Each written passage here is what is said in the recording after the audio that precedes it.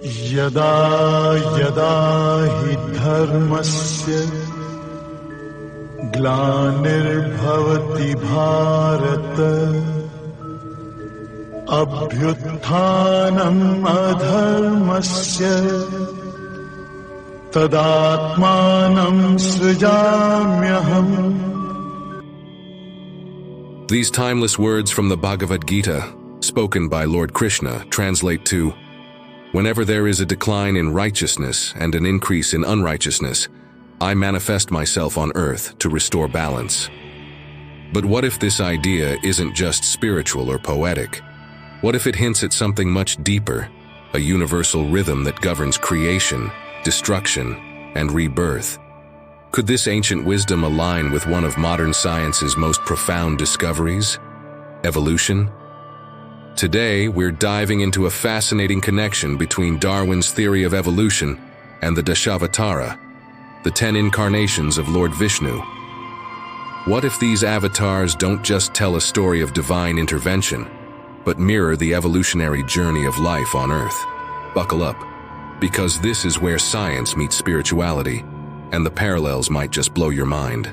For centuries, humanity struggled to understand the origins of life. Most cultures, including those of the West, relied on creationism, the belief that a supreme power created life. This view held sway for millennia, but in 1859, everything changed when Charles Darwin published The Origin of Species. In his groundbreaking book, Darwin introduced the theory of evolution, which posited that all species of life on Earth share a common ancestor and evolve through natural selection.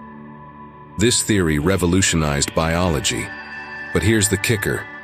What if I told you that the concept of evolution wasn't entirely new? What if it was already embedded in ancient Indian wisdom?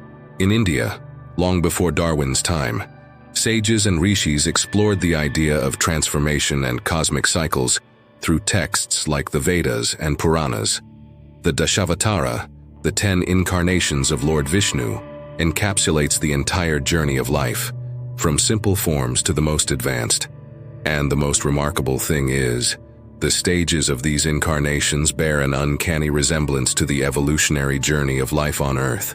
Let's start with the first avatar, Matsya, the fish. According to the Yajur Veda, Lord Vishnu takes the form of a fish to save the sacred Vedas during a great flood.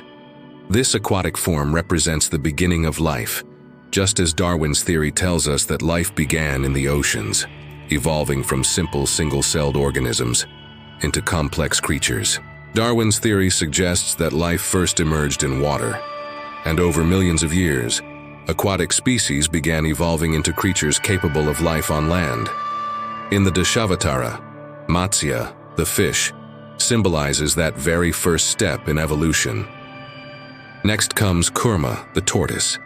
In the evolution of life, this represents the stage where life began transitioning from water to land. Reptiles emerged, and the first amphibians and reptiles appeared. The Kurma avatar aligns with this step, as tortoises are among the oldest living reptiles. Kurma, the tortoise, also played a crucial role in the Samudra Manthan, the churning of the ocean, which can be interpreted symbolically as the evolution of life itself, where ancient forces work together to create and sustain life across the cosmos. Then we encounter Varaha, the boar. As life evolved, it moved from amphibians and reptiles to mammals. Varaha, a land-dwelling mammal, symbolizes this next stage. Mammals began dominating the earth, evolving into creatures that could not only survive but thrive on land. The boar, or Varaha, reflects this leap forward in evolutionary terms. Varaha's victory over the demon Hiranyaksha, who submerged the earth in water, also mirrors the idea that mammals began to take dominion over the planet's ecosystems. The earth emerges from the waters, just as mammals began to dominate life on land. Next is Narasimha, the half-man, half-lion. Now, this is where things get interesting. Narasimha represents a critical evolutionary moment, half animal, half human. The transition from apes to early humans, where we see the development of more complex social structures, intelligence and emotional depth. Narasimha embodies that primal energy and intellectual awakening. This form, part animal, part human, symbolizes the transition between the primate world and the early human species, the missing link that evolutionary biology searches for. Then we have Vamana, the dwarf. This avatar represents the next stage in human evolution, the shift from primitive beings to more advanced forms, with intelligence and self-awareness. Vamana's small stature symbolizes the early forms of Homo sapiens, with our potential for growth and development. This period marks the early use of tools and the beginning of human society. It is at this stage that Homo sapiens started becoming more than just hunters and gatherers. They began to shape their environment and create culture. Following Vamana, we encounter Parashurama, the warrior with the axe. Parashurama's story speaks to humanity's struggle for survival and the idea of survival of the fittest, a concept that parallels Darwin's theory of natural selection. Parashurama's weapon, the axe, is symbolic of the Stone Age, when early humans used rudimentary tools to protect and sustain themselves. In evolutionary terms, this phase represents the rise of early Homo sapiens, whose survival depended on their ability to adapt, develop tools, and fight for survival. Next is Lord Rama, the epitome of virtue and a symbol of civilized society. The Ramayana tells the story of Rama's exile, his defeat of Ravana, and the establishment of Dharma, righteousness in the world. Rama's avatar represents the human move towards law, order, and civilization, moving beyond mere survival to creating complex social and moral systems. As human societies began to evolve, they moved from basic tribes to complex nations governed by laws and moral codes. Rama's life is a reflection of the rise of these structures and the human drive to create harmony in a chaotic world. Then comes Krishna, perhaps the most famous avatar.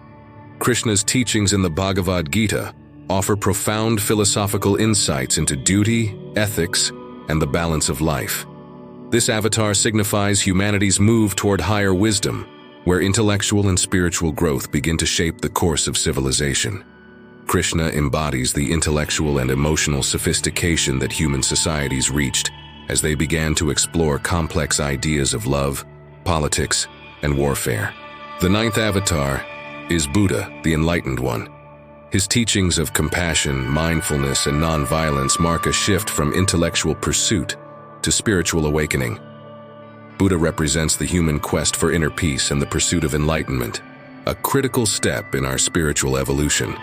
Buddha's avatar speaks to the psychological and philosophical growth of humanity as we move from survival to contemplation and from survival instincts to spiritual consciousness. Finally, the 10th avatar, Kalki. Kalki represents the end of an age, a time when society reaches its peak and then collapses, giving way to a new era of growth and rebirth. Some believe Kalki will be a future incarnation that will lead humanity into a new age of enlightenment, possibly even signaling the evolution of a new, superior human form. So what do we make of all this?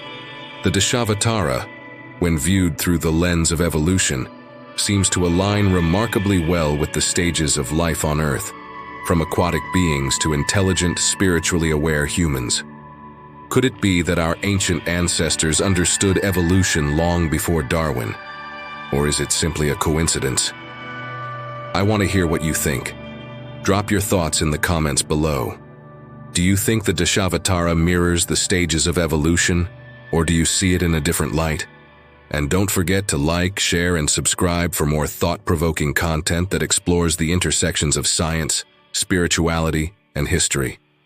Until next time, keep exploring, keep questioning, and stay curious.